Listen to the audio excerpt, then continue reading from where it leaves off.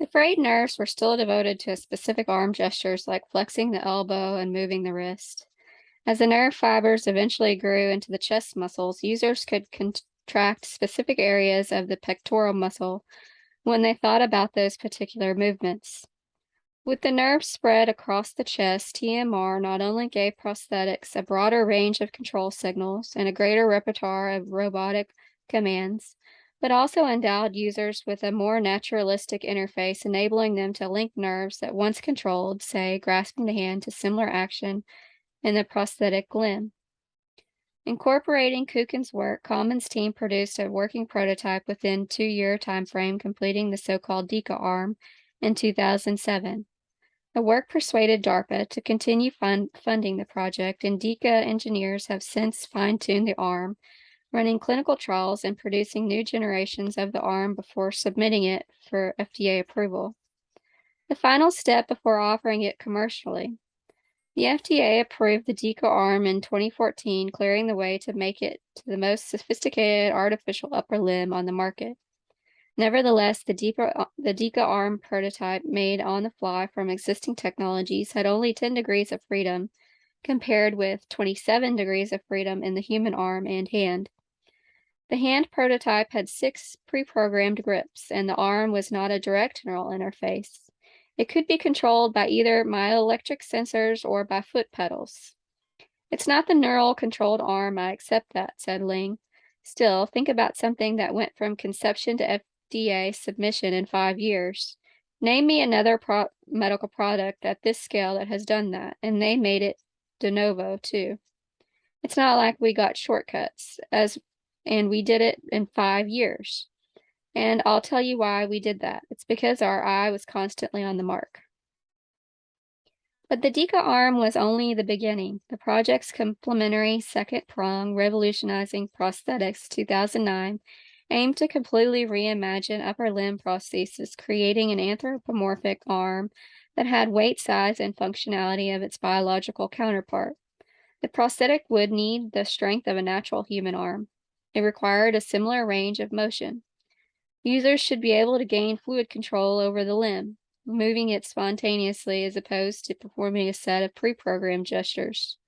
Ultimately, the prosthetic would need to convey sensory feedback to the wearer, registering not only pressure and heat, but also a sense of proprioception, allowing users to know the arm's position in space. "It was a bold thing to ask," said Ling. "The other part was, how do you properly control it? But our dream, which is to actually have their brain directly control it, is as it would be their native limb. That required a tremendous investment in the brain-machine interface, a huge investment into basic neuroscience. DARPA awarded the initial $30.4 million contract to the Applied Physics Laboratory, or APL, a longtime national defense contractor affiliated with Johns Hopkins University. The lab was first organized during World War II as a part of government's push to harness the scientific and engineering expertise of the nation's universities to further the war effort. Though APL's work was less visible than the Manhattan Project, its scientists developed a critical device that more accurately detonated anti-aircraft missiles. At the time, the only detonation device were either timed fuses, which detonate a warhead at a specific interval after firing, or contact fuses, which detonated upon impact. These earlier fuses were all but useless against the new breed of agile fighter planes that ruled the skies. Working out of a converted auto dealership, APL scientists developed the variable time proximity, or VT fuse, a device that used a radio transmitter and receiver to detonate warheads as they approached a target. The fuses were tremendously effective at protecting U.S. warships from dive bombers in the Pacific and Allied troops against buzz bombs at the Battle of the Bulge. The VT fuses gave Allied forces such a technological advantages that APL engineers outfitted them with a self-destructive mechanism to ensure dud fuses didn't fall into the enemy hands. "When all armies get this shell, we will have to devise some new method of warfare," General George S. Patton quipped. "Along with the atomic bomb and radar, The V-2 fuse was one of the crucial weapon advances during the war leading to the Allied victory. APL went on to win innumerable classified and non-classified government contracts after the war. The lab has developed everything from guided missile systems for the Navy and satellites for NASA to automated tracking radar systems and missile defense technologies. The lab's work has also underpinned civilian technologies like the moving walkway and the rechargeable pacemaker. With its deep bench of engineers, long history of government contracts, and sizable resources, APL was a natural choice for DARPA. Even so, the Hopkins Group enlisted some 30 labs outside its Silver Spring campus to complete the arm. And at its height, the team comprised more than 400 individual researchers, including electrical and mechanical engineers, software and signal analysis specialists, wireless communications experts, and authorities on human form factors, cosmesis, materials, reliability, and manufacturing. The science was no less complicated, and the APL recruited a team of neuroscientists that specialized in neural motor decoding, neural stimulation, and sensory feedback. And that's to say nothing of the surgeons and the prosthetists and the physical and occupational therapists who would eventually work with research subjects.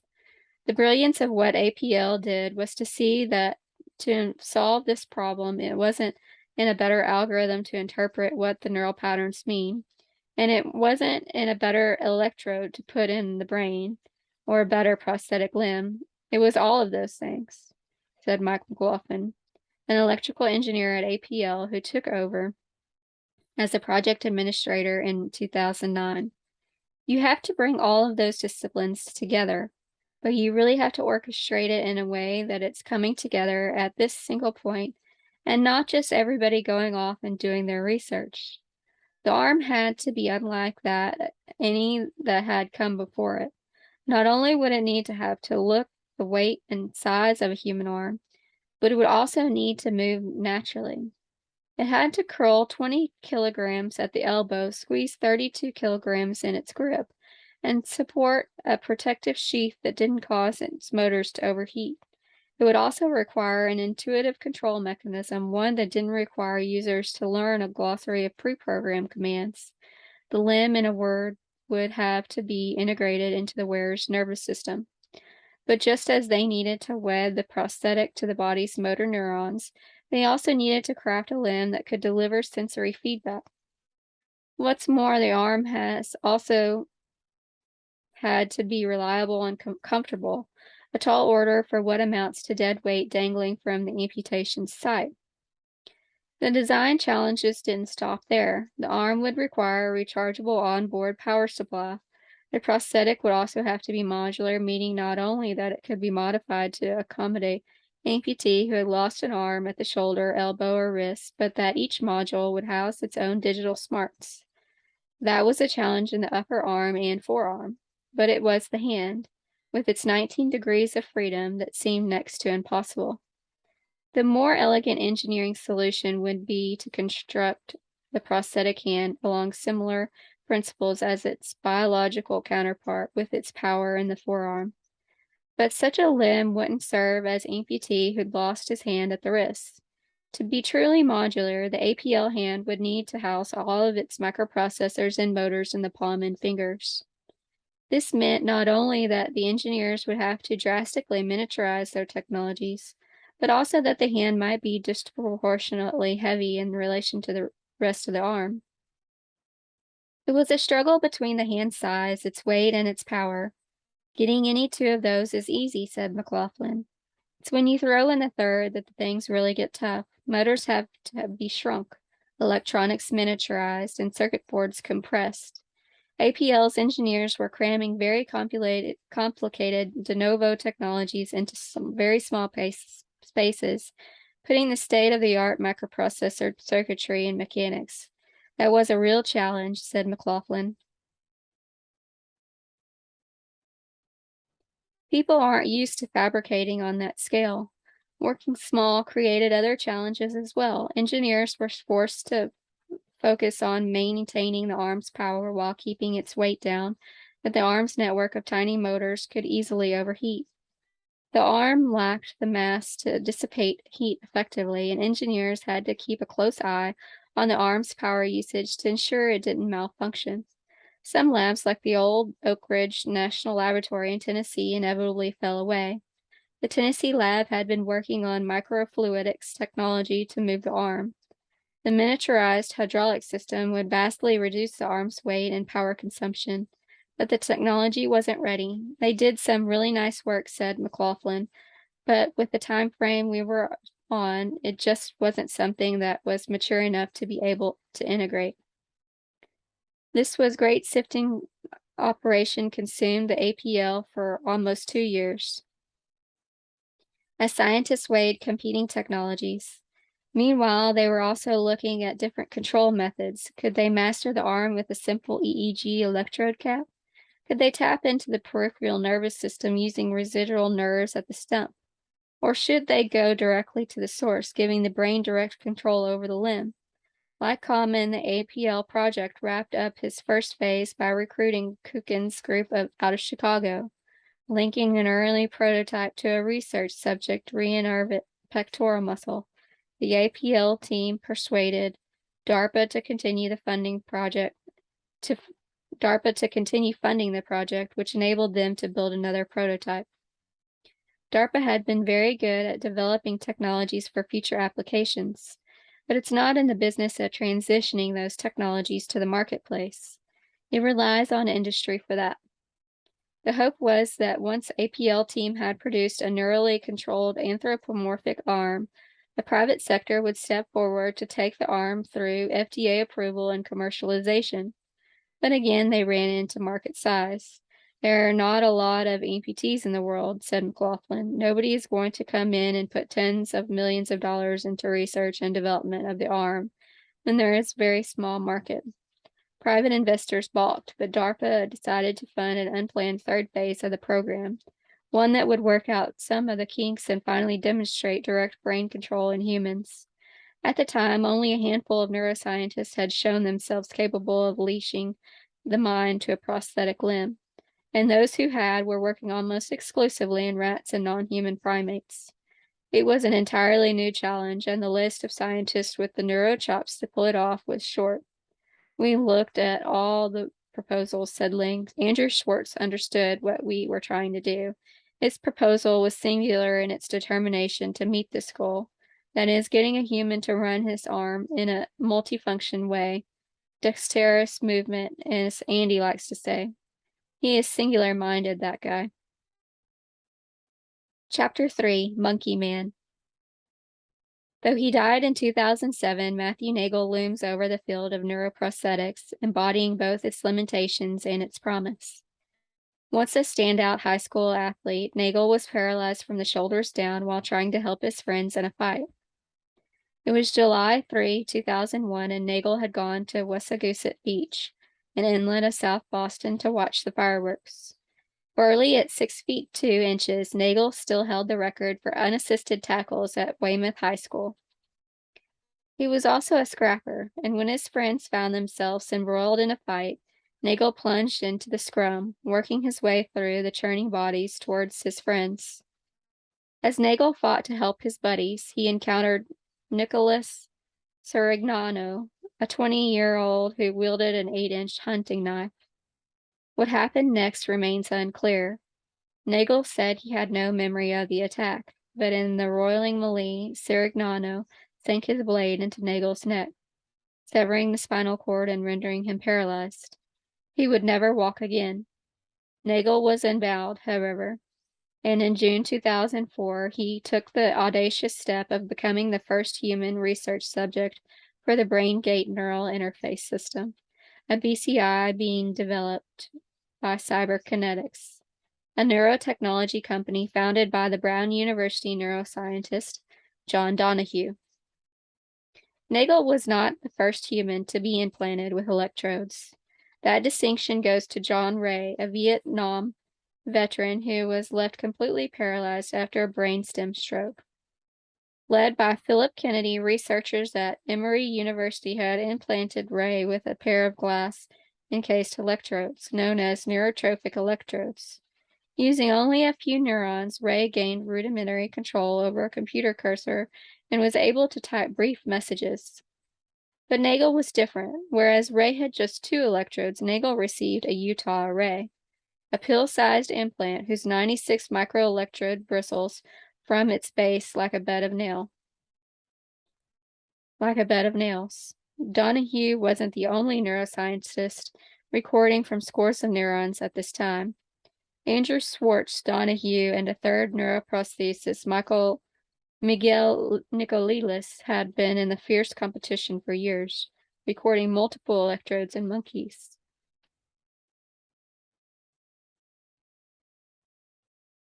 The difference was that Donahue was recording in a human. By almost any measure, Andrew Schwartz had been already met with great success. He'd published several well-received papers on how he endowed monkeys with direct cortical control of machines. The University of Pittsburgh had recently lured him away from Neuroscience Institute in San Diego with promises of handsome brain lab and the capacity to graduate from monkey cortex to the elegant realm of the human neocortex. Nevertheless, by 2004, Schwartz felt that he was falling behind. His rival, Nicolelis, had floored colleagues a few years later when he landed a $26 million DARPA grant. Not only had Nicolelis embarked on a series of headline-grabbing experiments, enabling monkeys to gain neural control over robots and robot arms, but the flamboyant Brazilian enthusiasm for the field was irrepressible. He was given to grand pronouncements about the coming cyborg age, making him a favorite of the science press. Other researchers might have grumbled that Nicolelis's work could be messy or glib, but the fact remained he was out front, and his visions of neurally connected future were catnip to the popular imagination. Now flush with DARPA cash, Nicolelis seemed poised to dominate the field. If that weren't bad enough, here came the avuncular Donahue, a tweedy East Coast Apollo to Nicolelis' Latin Dionysus. Like Schwartz and Nicolelis, Donahue had been working in monkey cortices for years. But whereas Nicolelis was a showman, deliberately pushing the boundaries of how we think about the brain, its neuroplasticity, and our complicated relationship with technology, Donahue presented himself as a sober researcher come businessman. Cyberkinetics was his great play. He intended to create a marketable BCI for the disabled, and by pressing his Utah array into the brain of Matthew Nagel, Donahue not only presented himself as the field's courtly emissary, but also set himself apart from his rivals, becoming the first researcher to implant scores of electrodes in a human. I was scared shitless, said Schwartz. I thought Donahue was going to knock my socks off. Schwartz had been a careful scientist his entire career, performing well-planned studies that were precisely executed. His data were rock solid. He made few tall claims, and he was uneasy around a popular press that loved the sizzle of neuroprosthetics, the promise of putting Google in our brains, but had little interest in the basic science. But basic science was what made a guy like Schwartz tick. He had devoted his entire career to understanding the neural underpinnings of arm movement, and he thought sweeping claims about the field's future were a sort of scientific heresy. BCIs were a means towards understanding the brain. Perhaps neuroprosthetics could eventually help people with spinal cord injuries. But the notion that BCIs were anything but a research or rehabilitative tool wasn't merely premature for Schwartz. It went against everything he believed. That, to me, is just wrong. It's almost immoral. It's like non-science, he said. I just refuse to go there. I always say, that's science fiction. And there are other people a lot better at the science fiction than I am. Go talk to them. These guys are nuts. Schwartz continued to attract money for his monkey research, but he knew he'd have to work with humans to stay competitive. Now Donahue had the jump on him. Cyberkinetics was amassing millions in the venture capital, and Nagel, who was held by Wired magazine as the first neurocybernaut, was just the beginning. The FDA had granted Donahue license to implant many more human patients. If he could do the same kind of stuff with his human patients, that I was doing with my monkeys, I would have become irrelevant instantly. Nagel kept his implant for 13 months, during which time he used it to control a host of computer-based devices, playing the video game Pong and using a cursor to open email, play MP3s, and draw geometric forms. Meanwhile, Donahue's team recruited a second patient, and by 2006 they published the results in the journal Nature. The journal's editor gave Donahue and his colleagues the Cadillac treatment, publishing Nagel's photograph on the cover and penning an accompanying editorial along with 2 news stories. The popular press soon followed. "If your brain can do it, we can tap into it," Donahue triumphantly told the New York Times, following up by boasting to CNN that his research represented the dawn at the age of neurotechnology. Donahue's colleagues were more reserved. By then, both Schwartz and Nicoloulis had demonstrated that monkeys could gain neural control of the computers. By that measure, his colleagues said Nagel's unsteady command of a cursor was not terribly impressive. Using an average of 26 neurons, it took him 2.5 seconds to move the cursor from the center of the screen to an icon at the edge. He completed the task between 73 and 95% of the time. By contrast, it would take a biologically intact person using a mouse a fraction of the second to move that distance, and she would have something approaching 100% accuracy. If you're going to have something implanted into your brain, Jonathan R. Wolpaw, an EEG researcher of the New York State Department of Health, told the Times, you'd probably want it to be a lot better. The study's second patient, an anonymous 55-year-old man with a C4 spinal cord injury, was less successful. His implant had problems with the electrical contacts and the pedestal that excited his skull. After making their repair, Donahue's team began recording some 7 months after the implantation surgery, managing the record from 50 neurons. 3 months later, however, the patient withdrew from the study when most of his electrodes stopped picking up neural activity. Nevertheless, the study was a watershed moment for the field, striking a deep chord with the public and positioning Donahue as the face for neuroprosthetic research. Meanwhile, they've also managed to win FDA approval, and they had demonstration unequivocally that sophisticated brain-machine interface could work in human major accomplishments that no one in the field could deny. They put in a human, and they showed the guy lived, and they got units, said Schwartz. I give that to them. I give it to them today. They got it. At some essential level, the brain's sole function can be distilled in one task, issuing motor commands. Whether the brain is directing the lungs to breathe, the heart to beat, the hand to write, or mouth to speak, the only means we have to express our thoughts and affect the outside world is through muscular activity. Be it a blink of an eye, a wave of the hand, or a balling of the fist, thoughts divorced from the movement remain trapped in a sort of mental purgatory. They are messages composed but never sent. They cannot be shared with the outside world, and in some cortical manner, they fail to exist. To move things is all that mankind can do. The English neurophysiologist and Nobel laureate Charles Sherrington once told a crowd at Cambridge University, "For such the sole executant is muscle, whether in whispering a syllable or felling a forest." More recently, neuroscientists have taken this idea even further, arguing that the only reason we evolved brains in the first place was to produce physical movements, actions we could adapt to suit life-shifting conditions. On an existential level, organisms need thought, or at least some thought-like process for their survival. We need thought to seek out food sources and avoid predators. And while our endowment to recall life's more subtle experiences may be a defining aspect of human intelligence, there can be little doubt that those delicate reflections are but a rarefied descendants of brain functions that enable us to remember hidden food sources and how best to elude predators. As proof of the concept, neuroscientists such as David Wolpert point to the sea squirt in a mobile filter feeder that spends its day attached to a reef while mindlessly trawling for nutrients. What makes the animal remarkable is its metamorphosis to reach this state. The sea squirt does not begin life attached to a reef. Rather, it swims freely, seeking out food by sifting nutrients it encounters in the open water. Once the animal matures, however, the sea squirt attaches to a reef where it will remain the rest of its life. And here, things get interesting. The animal's first order of business is to digest its brain. The organism no longer needs to move about in search of its food. It no longer needs to coordinate muscular activity.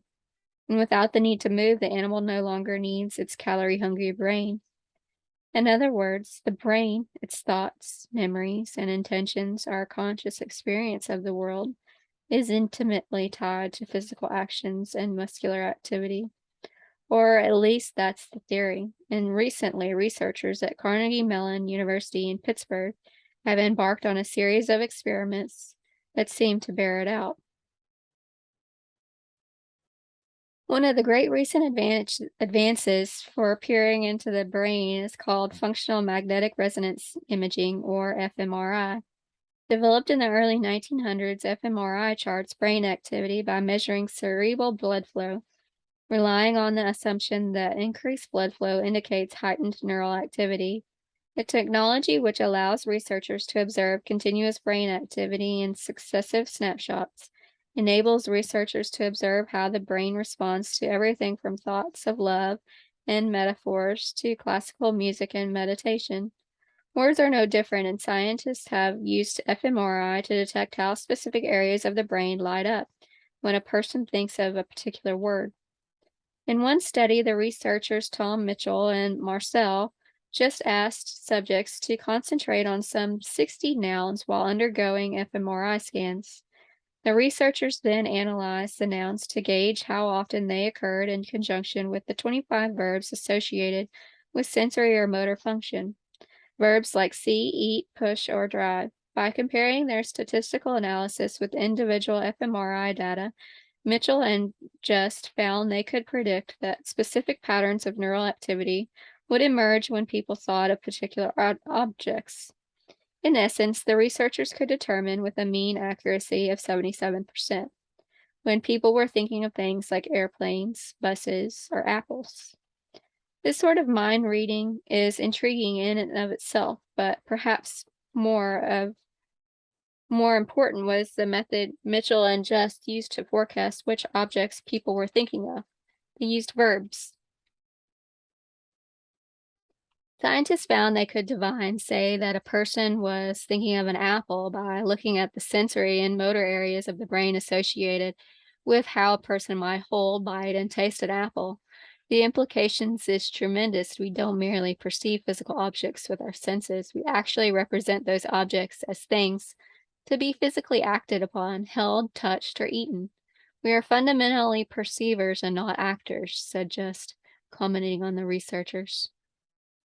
The brain represents the meaning of a concrete noun in areas of the brain associated with how people sense it or manipulate it.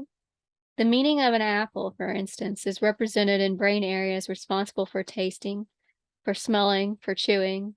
An apple is what you do with it. Physical activity and moving muscles are not concerned by only with how we interact with objects. They are fundamental building blocks we use to make sense of the world. Look at all those units, Schwartz barked as he made his way toward a workstation at the far end of his lab. Walking past several freestanding computers consoles that rose like stalagmites from the floor, the scientist was moving toward something indiscernible to the uninitiated. To a man like Schwartz, however, it was nothing short of awesome. They're huge, he cried. Along with the oscilloscopes, video monitors, routers, speakers, and desktop computers, the workstation housed several racks of neural processing units. The black boxes were each about the size of a stereo amplifier. They were connected to thick wires that hung like vines from the lab ceilings, linking the workstation to the heart of the lab. A suite of monkey bays where over the years Schwartz has demonstrated some of the best neural control in the business. Months earlier, Schwartz and his colleagues had implanted several Utah arrays in the motor and sensory cortices of a monkey named L1. That monkey was now in one of the bays playing a video game. As the animal worked, electrodes in its sensory cortex delivered tiny pulses of electricity, enabling L1 to perceive tactile sensations from the game. A speaker atop the workstation crackled with the static noise. It sounded like rapid popping popcorn or snow on a television. What it was, in fact, was a chattering hum of L1's neurons as they volleyed information back and forth. The neural code, raw physical thought that's incomprehensible to the human ear. The computer, on the other hand, was having an easier go of it. Each crackling neuron appeared as a wave within a graph. Each wave followed the same pattern. When a neuron spiked, a pulse of electricity would run the length of the cell. On the screen, this looked like a typical neural signal, a dramatic spike at the front, followed by a sharp drop, which promptly leveled out. It was about as close to observing an intact neuron as she could get. Graphs like this are ubiquitous in brain labs, but these signals, they're huge, Schwartz cried again. More surprising, though, was the signal's longevity. Schwartz and his colleagues had implanted L1 several months later. The signal quality should have begun to degrade by now as the body's immune system cordoned off the offending intruders, placing more distances between the sensor and the cell and dampening the electrode's sensitivity. But Schwartz and his colleagues had treated L1's arrays and an experimental immunosuppressant. Months later, the signal had weakened, but only slightly. The electrodes are close, he said. Right now we get 2 or 3 years use out of them, but it's not going to take that much tweaking to get them up to 5 to 10 years. Schwartz is a slight man and balding. He has a broad leonine nose. His hazel eyes can be impenetrable behind his thick glasses, and his graying hair gets a little shaggy on the side. He walks with a jogger's gait, stepping lightly on the balls of his feet, and he dresses simply, parkas and sweaters in the winter and sandals and tube socks in the summer. His lab looks like a tinker's workshop as a parade of neurally implanted monkeys circulates through the room on a rolling plexiglass task chairs. Against a far wall stands a work table littered with spools of multicolor wires. Microscopes stand nearby, as do several bottles of rubbing alcohol. Task clamps cling to the edge of the table, where drills and vices sit below shelves housing everything from WD-40 and Crisco to bins titled burrs and bits and force sensors resistors. A broken toy scimitar is crammed between the bins of one shelf, while another shelf titled Team Robot holds a hodgepodge of power connectors, oscilloscopes, desk clamps, and soldering equipment. In a closet by the entrance, Schwartz keeps what amounts to a minor museum of robot arms. On one shelf, opposite monkey treats like graham crackers and Lucky Charms hulks, a superannuated limb made of blue tubular metal. It has 3 joints and, from the looks of it, hasn't been used in years. Thick green cables spill like spaghetti from its base, and a fork sprouts hook-like from the wrist. Meanwhile, this so-called Shanghai arm sits in a box on the floor. When he bought the arm in the late 1990s, multi-jointed robot limbs were hard to find in the United States. Schwartz looked everywhere, eventually finding a company in Shanghai. But these were the early days of the internet, and it wasn't clear how he could buy it. They wouldn't ship the arm unless they had the money, Schwartz recalled. I didn't want to give them the money unless I had the arm. So I ended up going there with a check for something like $70,000. Schwartz brought a suitcase to China, planning to return with his prize.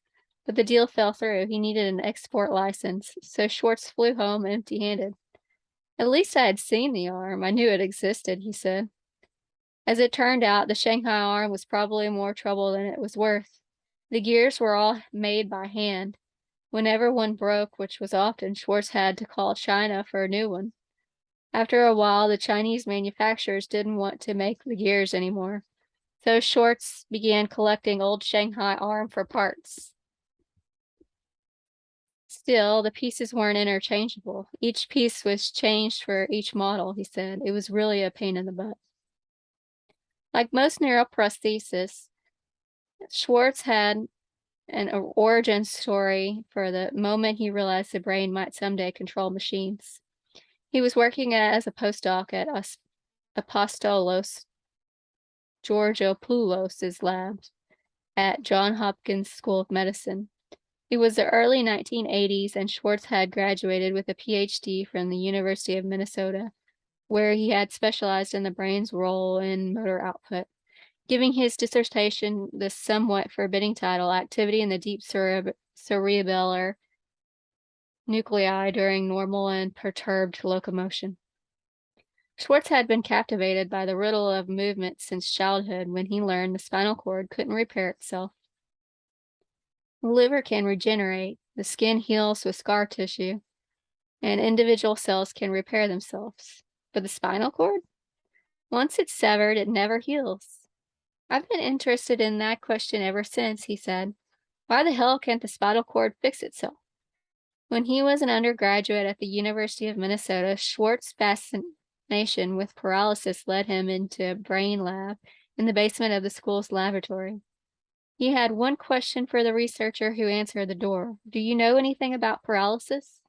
He just laughed at me, said, come back tomorrow, said Schwartz. They took me on as a lark, you know. We'll give you a few rats. Now go in the corner and have fun, kid. Over the next few months, Schwartz hatched an experiment he thought might lead to a cure for paralysis. He'd come across an obscure journal article that theorized an autoimmune response to spinal cord injury. Unlike the body's other organs, the central nervous system is sheathed with a dense layer of endothelial cells. This sheath of tissue, known as the blood-brain barrier, selectively prevents blood-borne substances from entering the brain. It ensures the neural environment remains constant by segregating it from neurotoxins that could destabilize its chemical balance. The article conjectured that when the spinal cord is injured, the tearing of neurons and capillaries breach the blood-brain barrier. Neurons try to repair themselves, but as they seek to bridge the gap and reforge connections, the body's immune system attacks the freshly exposed neural tissues as it would a foreign substance. The idea was based on a feature of multiple sclerosis where the immune system attacks a protein in the myelin sheath, a cellular membrane unique to the nervous system that increases neural communication speeds. I really liked this idea, said Schwartz. I was pretty naive. During his experiments, Schwartz exposed a small population of neonatal gnats to the protein before their immune system had fully developed. His hope was that their immune system would learn to recognize the protein as part of the body and not as a foreign object. He let the rats mature, then he severed their spinal cords to see if they would recover. They never did. Nevertheless, Schwartz was hooked. At the time, the field of motor physiology was deeply influenced by Edward Everts, the hardworking head of the neurophysiology lab at the National Institute of Mental Health in Bethesda, Maryland. Everts' career was nearing its end. As a younger man, however, the Harvard-educated scientist had pioneered a groundbreaking technique for recording individual neurons. Researchers had been using electrodes to measure brain activity for years, but accurate recordings remained hard to come by. Not only did scientists have to drill tiny holes in the skull, but they also had to drive the electrode into the neural mass. The trick was to send the wire close enough to get robust recordings, but not so close that they damaged the cell. The brain's flan-like consistency didn't help matters. Simple movements like walking, sitting, and even breathing can jostle the brain, causing individual neurons to shift slightly in the skull case.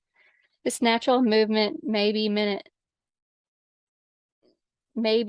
but so is the strength of brain signals. If an electrode is fixed or doesn't move naturally with the brain, it can lose contact with the recorded cell, causing the signal to change or even disappear. From a practical standpoint, these technological restraints meant that many invasive brain experiments were done on anesthetized animals. Researchers, careful not to disturb the electrodes, would manipulate the limbs of their unconscious research subjects while recording their neural activity. an inherently limited paradigm in that the animal is not conscious in initiating the movement. Everart's great technical innovation was to improve on hydraulic drive system, originally designed by David Hubel, that used a piston and a cylinder to sink microelectrodes to specific depths of the brain. The apparatus was attached to the skull and immobile, but the electrode could easily be extended and retracted. Everart's microdrive enabled him to record individual neurons in lab animals that were awake and moving, giving him a leg up on scientists who were confined to working with anesthetized research subjects. The results were groundbreaking. At 36 years old, Everts had upended previous neurological theory by demonstrating that some neurons are as active as rapid eye movement phase of sleep as they are when the animal is awake and visually observing the world. It was an important finding, showing the brain was far from passive during sleep. But it was Everett's work in the motor cortex that dominated Schwartz's world. In the mid-1960s, Everett began training his monkeys to perform specific physical actions when prompted by a visual or auditory cue. Everett recorded neurons in the animal's motor cortex from the prompt all the way through the task's completion. By studying individual neurons in awake animals, he found that the cells in the motor cortex changed their firing patterns about 60 milliseconds prior to the muscle engagement. Perhaps most significant, Everett found that faster some neurons fired, the greater the force generated by the muscles in the movement. His findings pointed to a proportional relationship between motor cortical activity and muscular action. Everts and his collaborators found that the motor cortex appeared to use smaller neurons to initiate subtler movements involving less muscular energy, but recruited larger neurons for movements requiring force. In essence, Evert's research indicated the motor cortex used a two-pronged approach to control movement. It increased neural firing speeds and recruited larger neurons to create movements with greater force while using smaller neurons to initiate finer actions.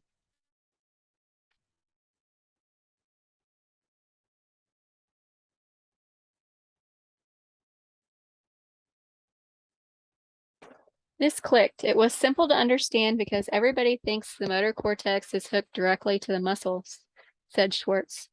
So it made sense that a neuron would fire more, just like you'd expect a muscle to do.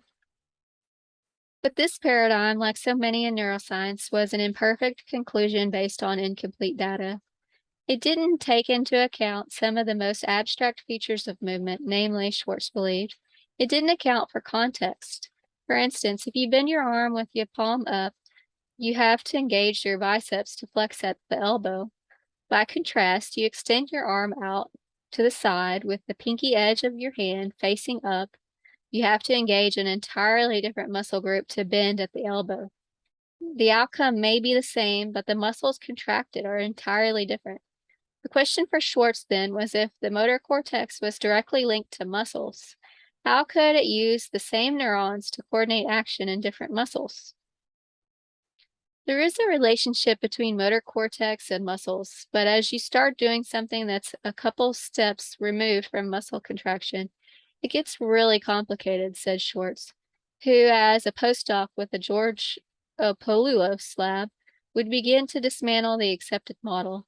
These motor cortical cells are still going to fire, but then there are all these different pathways the signals can go through to get to the arm. It's going through a maze, and there are many different ways it can go through, depending on all these factors. Working with rhesus monkeys, the Georgopoulos group set a classical center-out task using a central button encircled by 8 target buttons. The experiment began when the center button lit up. If the monkeys pressed at the center button, one of the surrounding targets would light up. After the monkey successfully pressed the second button, it would receive a small sip of juice for its trouble. Meanwhile, Schwartz and his colleagues had implanted microelectrodes in the animal's motor cortices, enabling the researchers to study near 300 individual neurons while also using a visual tracking system to monitor the animal's physical arm movements. What they found would append the current thinking about neurons and muscle contractions. When you're moving a 2D lever, you might think simplistically that it's just muscles involved, that it's just an expression of muscle contraction, said Schwartz. But when you go to a 3D space, that relationships becomes much more complicated. It starts looking like it's not just muscles. Maybe it's something different. Schwartz and his colleagues found that individual neurons weren't simply linked to specific muscular actions and directions. For instance, a neuron wasn't uniquely coded to the biceps, increasing its firing rate when it wanted to bend at the elbow, but remaining dormant for the rest of the time. Nor were neurons strictly linked to specific directions, firing intensely when the arm moves up and to the right but inactive when the arm simply moves to the right. Rather, the Georgopoulos group found that individual neurons were broadly tuned to a specific direction. They would fire at different frequencies depending on particulars of a desired movement. For instance, an individual neuron might fire intensely to move the arm up and to the right, but the same neuron would fire, albeit at a different rate, when simply commanding the arm to move up. It wasn't the individual neurons were solely responsible for certain movements or linked only to a specific set of movements. It wasn't even that the individual neurons contributed more to some movements than to others. What Schwartz and his colleagues found, rather, was the populations of neurons best determined unique movements. Each cell in a neural ensemble was directionally tuned, meaning it would fire when initiated a movement in certain directions. Directionally tuned cells fire whenever they intended movement in a broad general direction, firing more or less frequency given the particulars of the movement. Some cells might fire 250 times per second. Others might fire 100 times per second, while still others might fire only twice. It wasn't the neurons that were active during specific activities and rested during others.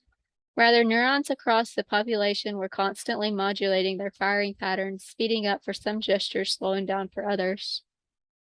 They formed fleeting patterns that quickly dissolved, seamlessly evolved into new temporary constellations. Each cell fired in correlation to each action, and researchers found that by studying firing rates across neuropopulation, they could accurately recreate the trajectory of an animal's three-dimensional movement. Previous studies had shown that by recording from populations of neurons, you could predict force. Similarly, Schwartz and his collaborators had used more neurons to predict two-dimensional movements, but this was different. The question was, well, it worked once under these limited laboratory conditions. But now we have an animal reaching with this hand in free space and the same principle held up, said Schwartz. It starts sounding more like a law or principle. The controversial series of experiments coming out of the Georgopoulos lab took direct aim at the prevailing ideas about motor cortex. Nevertheless, its basic scientific findings were so compelling that in 1986, one of the lab's articles made the cover of Science magazine, a sort of academic Mount Everest. The popular press soon followed, and it was then, during an interview with the Baltimore Sun, that Schwartz first seriously considered brain-machine interfaces. This was the first time that it was really conclusive that you could look at something as abstract as movement direction and just get an accurate readout, he said. People were interviewing us about that, and they said, well, what's this going to do for people? We had to kind of pull our chins and say, well, maybe this will help paralyze people someday. DARPA didn't select Schwartz's application for a revolutionizing prosthetics program in 2005. The agency selected the Hopkins team, which oversaw a host of labs working on the project. It was a complete nightmare, said Schwartz. By then, he had firmly established his reputation as a monkey man. 3 years earlier, in 2002, Schwartz had completed a series of important experiments where he granted a pair of monkeys neural control over a computer. Still, it wasn't the first time a researcher had managed such a feat. 2 years earlier, in November 2000, Miguel Nicolelis and his colleagues had stunned the scientific community when they endowed an owl monkey named Bell with simultaneous neural control over two robot arms, one in another room at Duke and another 600 miles north in a laboratory at Massachusetts Institute of Technology. Bell had used a joystick to move a cursor along a horizontal string of lights. As she moved her hand, the micro wires implanted in her motor cortex varied her neural activity through a battery of cables and algorithms, as well as the internet to command the two robot arms, syncing the limbs with physical movements she was making in real time. I could only think of what Galileo Galilei had allegedly murmured in his own defense during his trial before the Italian Inquisition.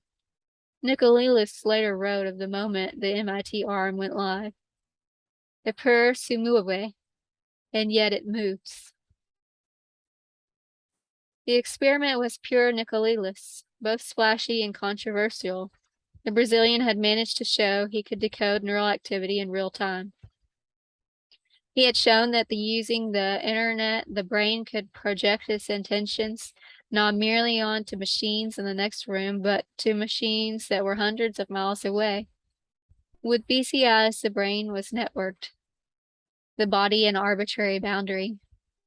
On the other hand, Nicolelis had used an owl monkey, a primate so small it can fit in your shirt pocket, and thought by many to be less reliable animal model than the larger rhesus monkey. Nevertheless, Nicolelis got there first, or at least that's how it was portrayed. A bit of showmanship that still burns Schwartz to this day.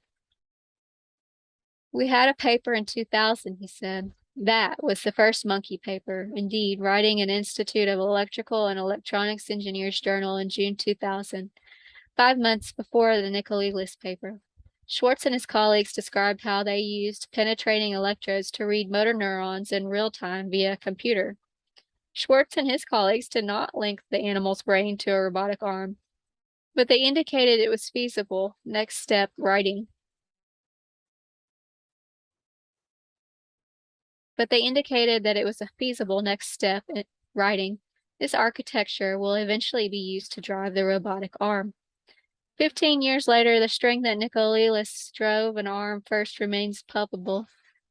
Schwartz had been working neck and neck with Nicolelis. The difference was that he hadn't been in a rush to publish, and the Duke team beat him to the punch.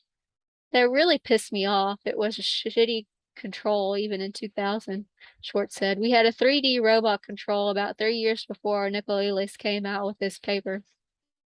We didn't think to publish it. It was like, okay, we got this working, right? We had a robot in one room, the monkey in another room. We didn't make a study of it. We just thought, isn't that cool? Schwartz was determined not to repeat the mistake, publishing his 2002 study in the Pages of Science, where no one could miss it. The experimental paradigm was similar to work he'd done with Georgia Paloulos' lab, a centered-out task where monkeys had to move a central cursor to one of the 8 targets. By then, both Nicolelis and Donahue had decoded neural firing patterns to recreate arm movement. In these so-called open-loop paradigms, monkeys simply performed a physical action, reaching, say, a move or moving a joystick. Researchers simultaneously reconstructed the movement from brain activity, but the animals were none the wiser. They simply completed their task and received their just juice rewards. And Nicolelis's work with Bell, for instance, the owl monkey wasn't aware of the arm in the next room, and that is to say, nothing of the arm in Cambridge. All Bell had to do was control the joysticks. The computer did the rest. What set Schwartz's 2002 study apart was that he closed the loop, giving the animals visual feedback and direct cortical control of the cursor. Researchers said each day, by taking baseline recordings using their electrodes to chart the tuning properties of around 20 neurons as the monkey moved the joystick to the left, to the right, up, or down. Meanwhile, Schwartz used the shield to block the animal from seeing its arm. This focused the monkey's attention on the monitor as research built a decoder, an algorithmic model that determined the directional tuning properties of individual neurons as they relate to arm movement. With the decoder in place, the experimental paradigm remained largely familiar. The shield still blocked the monkey's arm. The computer screen still presented a cursor and 8 targets. and the juice tube remained near the animal's mouth. But Schwartz and his colleagues introduced two key changes: restraining the monkey's arm and removing the joystick. With the joystick offline, the researchers shifted the cursor's control mechanism, placing it under direct command of the animal's brain. They had closed the loop. The monkey knew exactly what it needed to do physically to earn its reward, but with its arms restrained, the animal had to discover a new way to move the cursor. During the first few days, the monkeys struggled against the arm restraints. As they did so, the cursor began to move, and within a few days, each monkey realized it didn't need to move its limb at all. Thinking was enough. The monkeys had immediate visual feedback. As the implanted electrodes ferried information to the computer's algorithm, the algorithm transformed the patterns into control commands for the cursor. It happened in real time, a responsive joystick, which allowed the animals to correct whenever the cursor overshot the mark. And this was one of the study's great findings. Previous work had assumed that neurons would fire away with the same intensity for a given moment, more so for certain directions, and less so for others. But Schwartz and his colleagues found was once the animal realized it had neural control over the cursor, it was able to adjust its brain signals for better control. Rather than being fixed, tuning properties were malleable. Neurons could adjust behavior to better interact with the new interface. Said differently, Schwartz and his colleagues were watching as the animal's brain learned how to better control the cursor.